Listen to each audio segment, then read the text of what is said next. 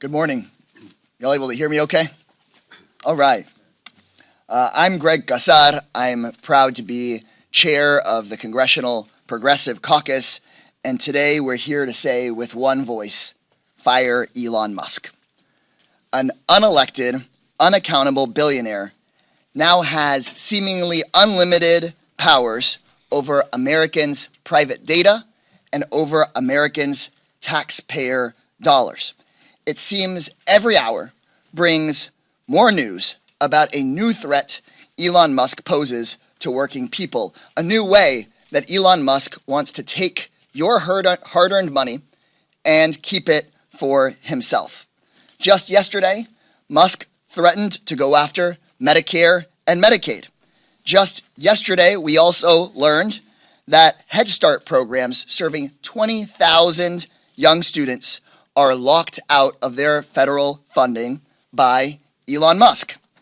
To be clear, that means that you have a billionaire, the richest person on earth, willing to take away your health care, willing to take away kids' lunches and meals, willing to take away pre-K, just so that he can finance a tax break for himself and his billionaire buddies. And just last night, Elon Musk came out and we found out that he's interfering with air traffic control. When Musk took over Twitter, he repeatedly crashed that platform. It's not a big deal if your app doesn't load one day, but it is a huge deal if you don't know if your plane is going to crash or not. If we don't fight back, Elon Musk will take dollars away from our public schools, away from our health care, away from Social Security, away from our own safety systems, and use those dollars to line his own pockets. We are here fighting for a country that is by and for the people, not by and for the ultra-rich. That is the core of the fight. And while this is, of course, an event being held by the Congressional Progressive Caucus, whether you are progressive, whether you are conservative, whether you are liberal, independent, no matter your political party or your background, I think this is a fight where all Americans can agree that your elected representatives should be representing you. Your government shouldn't be run as a corrupt grift mill for a billionaire. This is a national emergency. In the aftermath of the election, many Democrats needed time to soul search, to grieve, to think, but that time has ended. And that time ended when Elon Musk took control of our country's financial nuclear codes. It's time for all of us to get off the mat and get back in the ring. We're going to fight smarter, we are going to fight harder, and CPC is going to lead that charge. Our members have been fighting outside of the Treasury Department, outside the Department of Labor, at USAID. We are in our communities, in the halls of Congress, fighting back. As I said in my first press conference as chair here, our members know how to fight the billionaires, the grifters, and the Republican frauds in Congress. That's what this moment calls for. And people have been asking us, what can you do? What will you do? Well, I'll tell you right now, we are going to use every legislative, judicial, and public pressure tool at our disposal as members of Congress until we fire Elon Musk. My entire time in Congress, I've never seen Republicans be able to pass a budget. They can never get that together. And they always come crawling to Democrats for help. Well, we are not going to help Republicans keep Elon Musk stealing our taxpayer dollars. We are not going to help those Republicans that want to keep Elon Musk in charge of the entire federal government. We are not going to help Republicans allow Elon Musk to break the law, shred our Constitution, while he makes billions of dollars in wealth for himself. Elon Musk spent $270 million to get Donald Trump elected president, and he's increased $160 billion of his own wealth since that election. We are not going to, I for one, and I think many of us here, are not going to just stand by and hand over our votes if that continues. We are going to fight to fire Elon Musk, or at minimum, anybody in this country, anybody in Congress should at least agree that he shouldn't be given unconstitutional powers to enrich himself with our taxpayer money. So remember that during Donald Trump's last term, Americans came together, they rose up in every single district in this country and saved the Affordable Care Act.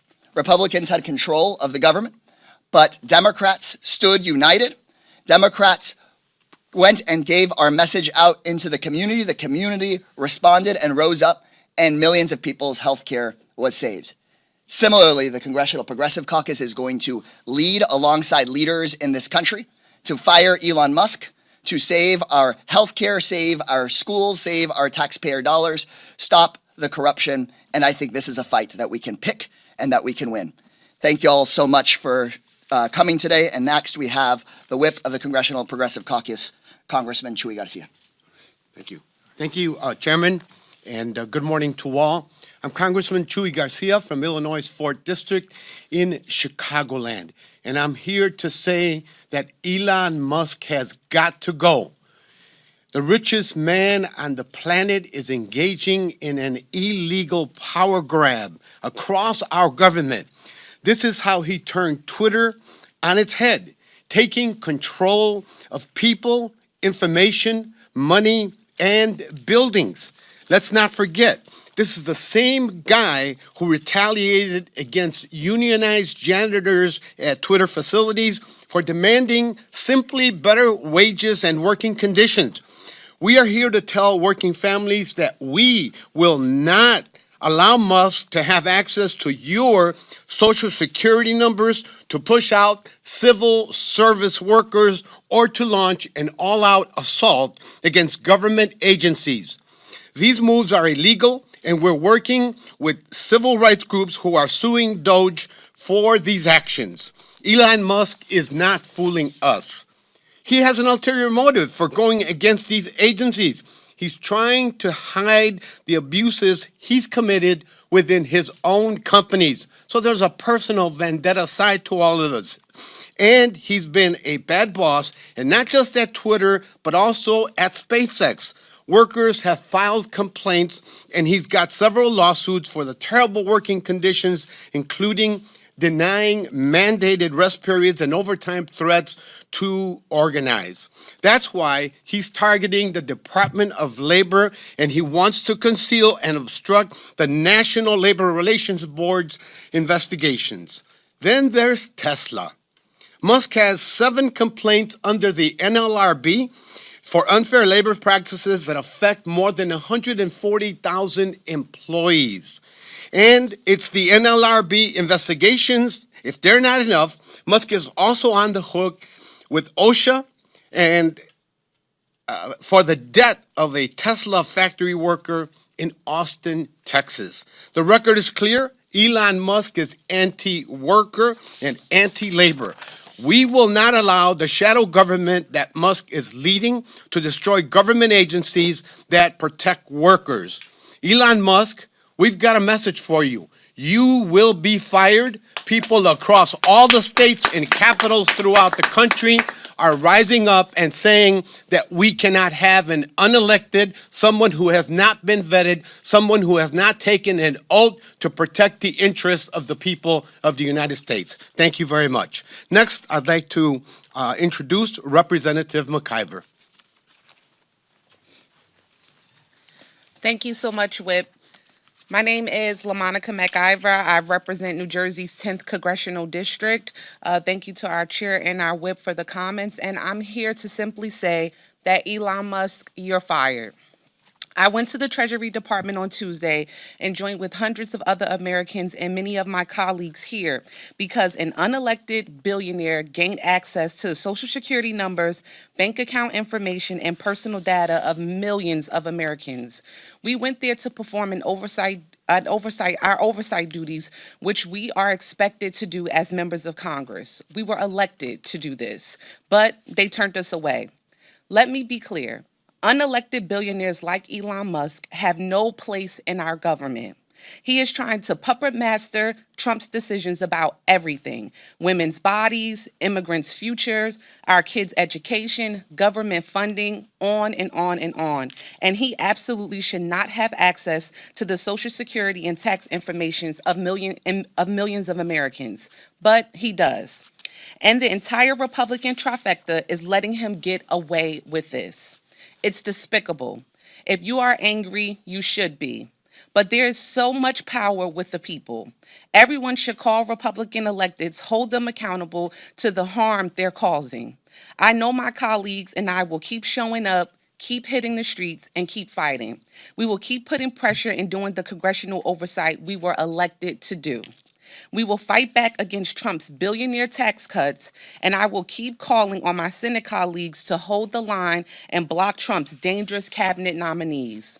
Nobody elected Elon Musk to be president, but he has his grimy hands all over our administration. But we will keep the pressure on, and we will not allow this Musk takeover. This fight is far from over, but the Progressive Caucus has our gloves on, and we are in the ring. Thank you. Now I would like to call Rep. Dexter. Good morning, and thank you to the Congresswoman as well as our leaders for their words and their encouragement for our action today. I am Maxine Dexter. I represent Oregon's 3rd Congressional District. All week, like many of my colleagues, I've heard from thousands of constituents who are outraged that an unelected billionaire is unilaterally dismantling our government. In the last week alone, Elon Musk has seized control of the U.S. Department of Treasury's payment system, exposing Americans' most personal financial information, has shuttered the U.S. Agency for International Aid, USAID, putting the lives of millions of people at risk across the world, and threatened the National Oceanic and Atmospheric Administration, undermining our work to combat the climate crisis. This is just the start. I received, again, over 1,000 emails and calls this week demanding action. And that's why I introduced my first bill, the Stop Musk Act, to protect federal workers who are at the forefront of Elon Musk's power grab. Yeah, that's great. This bill is in direct response to what I'm hearing from my constituents, a demand for action. My bill prohibits retaliation of any kind against any federal employee who resists, prevents, or circumvents illegal or unconstitutional efforts led by Elon Musk or those he oversees. This is one of many tactics we are deploying. This multi-front battle will be fought in the courts, the halls of Congress, and the public sphere. In addition to our legislative and judicial tactics, our most powerful tool is public pressure. We are witnessing an assault on our democracy, make no mistake, and the Congressional Progressive Caucus will fight at every opportunity. We must stay loud, we must stay tight, we must press on. And with that, I will pass it to Congresswoman Velasquez. Good morning, and thank you, Chairman Casar, for bringing all of us together. The press might say, here they come again, you know, blah, blah, blah, blah, blah. But let me tell you and let me remind you, those dark days when we were fighting to preserve ACA or even pass the legislation, and we kept at it, organizing, mobilizing, until the public rise up and push back. And today, millions of Americans have access to decent health care because of the actions that we took. And we are here back again. And we will be at this every single day. Press conferences, protests, until the American people rise up and push back. This is a power grab by Donald Trump and Elon Musk. And every American should be concerned about this. You see, what really frustrates me? That the Speaker of the House doesn't have the courage to stand up and defend the integrity of the legislative branch. Well, I am not going to go silently without fighting and to say and to remind that this is not only unethical, it's illegal, and it is unconstitutional. And we will fight back every single day. But I also want to talk to the American people. Do you trust Elon Musk with your most personal financial information tax records, your social security numbers, your financial security. I don't trust Elon Musk with this information, and I know the American people don't either. I also don't trust Elon Musk with access of the payment system that controls upwards of $5 trillion in transactions every day.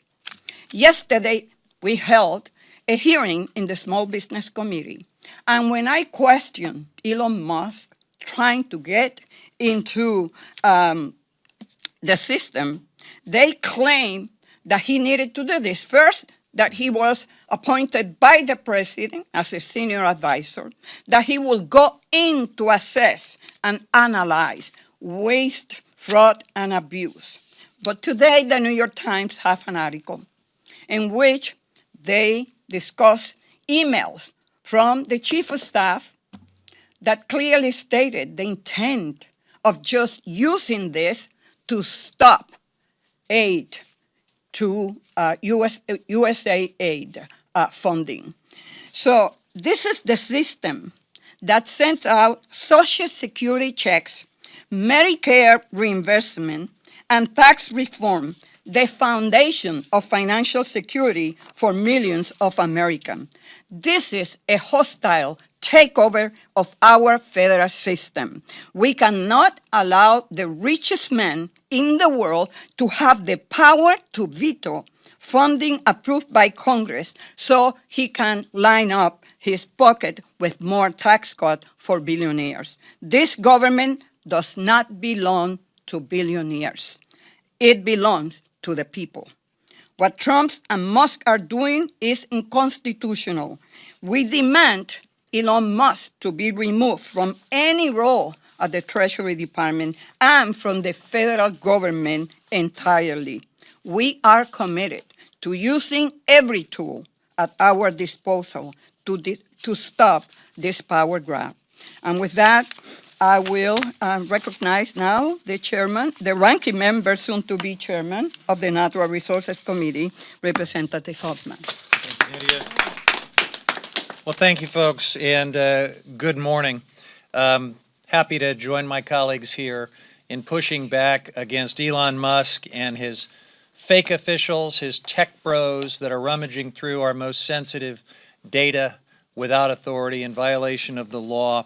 And I'm so pleased that we're beginning to litigate and confront this in the courts, that there's this great public awakening that's happening and the outrage is building. And here in Congress, my colleagues and I stand ready to do our part to say no to this outrageous attack on our democracy and our personal rights. So we learned this week that Elon and his tech bros, these young people in hoodies who don't have security clearances, they're fake officials, that they crashed through the doors of the National Oceanic and Atmospheric Administration, or NOAA.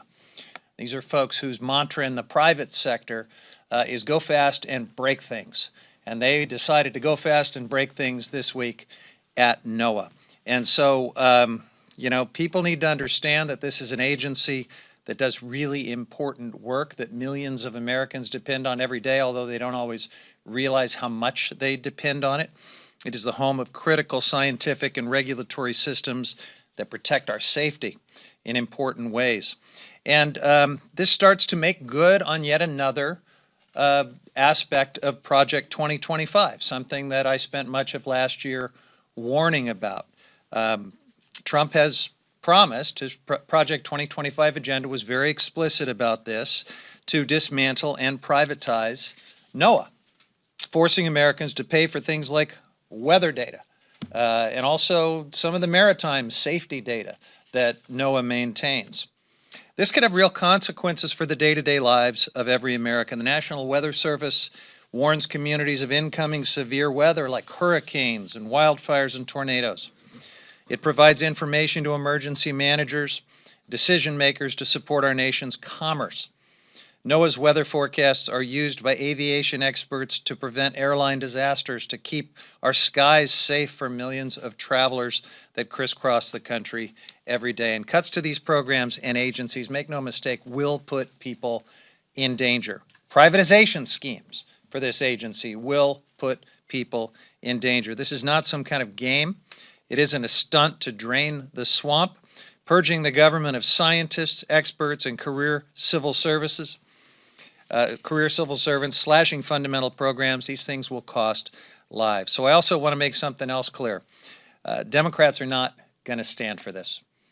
Right now, we are working on every front that we can. I was just at a briefing with Democracy Forward, talking about the different ways they're confronting this stuff in the courts. It's a little bit of whack-a-mole because, you know, every day Elon and his tech bros ride their skateboards over to a new agency and start crashing into their databases. And, you know, sometimes we know about it in time for Democracy Forward or attorney generals or others to go to court and to enjoin it. But other times, compliant officials at these agencies just hand them the keys and they gain access in really disturbing ways. So we're not going to stand for it. We're going to work with the outside folks who are litigating. We're going to work with federal whistleblowers. And we got a briefing this morning about how each of our offices can receive information from whistleblowers, protect their confidentiality, and help use those important voices to shine a light on these violations of the law and these outrages. But standing together with my colleagues here in Congress to use the leverage that we do have in this closely divided House of Representatives to work closely with our allies in outside groups that are litigating, with states that are drawing the line against all of this in court and otherwise, and of course with all of Americans to mobilize public opinion. Through all of this, we are going to say to Elon Musk and his tech bros, enough is enough. Get out of our government.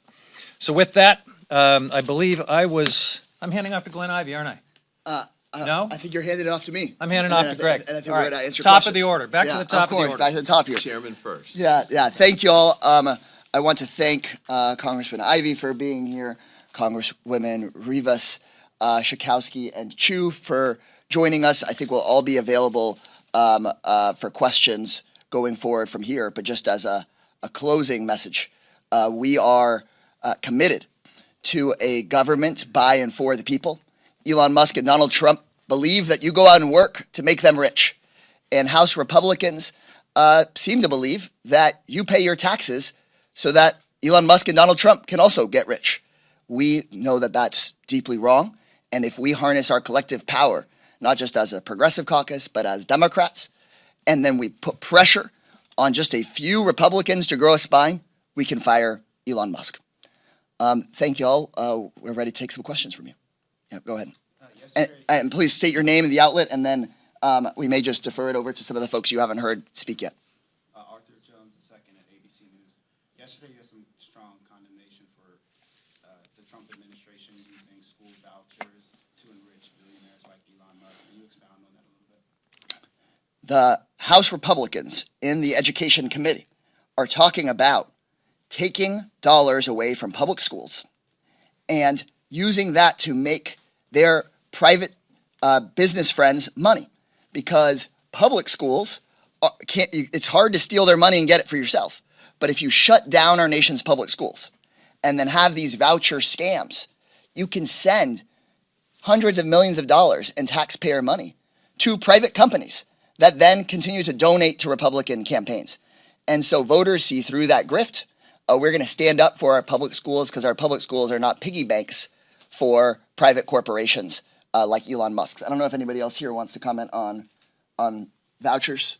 Just that it's also about church-state separation. I mean, there's a grift. Hey, go ahead. There's absolutely a grift in this privatization of public education, but there's also a Christian nationalist agenda very much embedded in it. This has been something they've been gunning for a long, long time. It enables them to indoctrinate, to fuse their particular religion with our government in ways that would make our founders roll in their graves. So that's why I'm wearing the Build This Wall button today, the wall between church and state that Madison and Jefferson and our other founders thought we should have. But they are rolling in their grave today because upstairs today we had a national prayer breakfast where our statuary hall was hijacked and turned into a church service where, amazingly, Donald Trump presided in weird and random ways, and we'll be burning sage for months because of that. Go ahead. Hey, Ryan with statement yesterday saying that DOES will make rapid safety upgrades to the air traffic control system. Do you have any thoughts on him getting involved in that space? Elon Musk crashes and breaks everything he buys. He thinks he can buy our government. We cannot allow him to crash and break our air traffic control system. Look at what happened when he bought Twitter. It just started crashing. Again, not a big deal if your app doesn't open one day. It is a really big deal if Americans don't know whether or not their air safety is protected. So this is, again, another instance where Elon Musk thinks he knows better than everybody else in the world. In fact, he doesn't know anything about how to make sure air traffic control works. He doesn't know anything about how to make sure that our Social Security and Medicare and Medicaid payments get out to folks on time. He just knows that he wants to find a way to make money off of this at the expense of other people's safety. Anybody else on air traffic control? You want to say something? Well, I'll just say this. One of the things that's going to come up soon is Congressman Jerry Conley and other Democrats are going to call for the committees, Republicans, to subpoena Elon Musk and have him come to Congress and actually testify about what he's doing and why he's doing it. So we'd love to have an opportunity to test out what he knows about issues like that, what he's doing with the secret information that he's been getting, the conflict of interest issues. He's going, as Congressman Garcia testified or discussed a minute ago, he's going through materials where he's got open cases filed against him in OSHA and others. What's he doing with that information? Donald Trump said he would make sure that there are no conflicts of interest, but I don't think we can really trust the conflict of interest chief in charge to take care of that. We don't want the fox to be guarding the hen house. We need to have him come up here and explain what he's doing, but ultimately he needs to go, and we need to do this the right and legal way with respect to managing the government. Thank you, Mr. Ivey. Go ahead. Thank you. Kyle Steer with NBC. You just mentioned the subpoena. Can you talk about other action items you can take while in the minority to push back against Elon Musk? There's many we could do. Yesterday, we did have a vote in the Oversight Committee to subpoena Elon Musk and have him come speak. And we only lost that vote by one vote. So we can make sure that if we lock arms as Democrats, and the Progressive Caucus is often at the forefront of making sure that we have Democratic unity on strong positions. If we lock arms as Democrats, we just need to pressure, in that case, just one Republican to have a spine and be willing to hear from Elon Musk. Republicans aren't really in a governing majority when it comes to the budget. And we have a government funding deadline coming up next month. I don't see many Democrats being willing to say, hey, we're going to pass a budget that is going to just funnel money to Elon Musk. Similarly, I know that Republicans are trying to pass their gigantic tax scam, their billionaire tax cut plan, but they can't seem to agree with each other on it. And so Democrats have a huge opportunity to not only tank this billionaire tax break for Elon Musk, we also have an opportunity to show the American people what it looks like to have the Elon Musks of the world actually pay their fair share in taxes. We could show the American people that we don't need to cut your Social Security. In fact, we can expand it. We can make sure that your payment grows. And so Elon Musk also presents an opportunity. In the past, billionaires would meddle with our government behind the scenes, but now Elon Musk is bragging about it in public. And so we have an opportunity to fire Elon Musk, to rally the country around a proposal that isn't necessarily progressive or conservative. It's the baseline idea that if you work hard and play by the rules, you shouldn't have a billionaire running your life and taking your money. And we've been talking about how Democrats need to win back the working class voters we've been losing.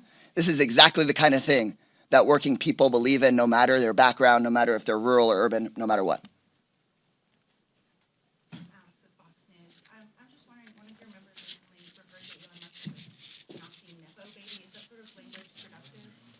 I haven't seen what that quote is, and so I think what you're hearing clearly from us right here is that our message is very clear. Elon Musk shouldn't be allowed to steal your money. Elon Musk shouldn't be allowed to steal your data. Elon Musk should not be not only illegally shutting down services that benefit Americans, House Republicans should have the guts to say something about it. House Republicans shouldn't be enabling him to get another tax break. And that's our message and our language here today. Okay. Thank you all very much. We're available to break out and take questions from anybody else that's got them. Thank you all.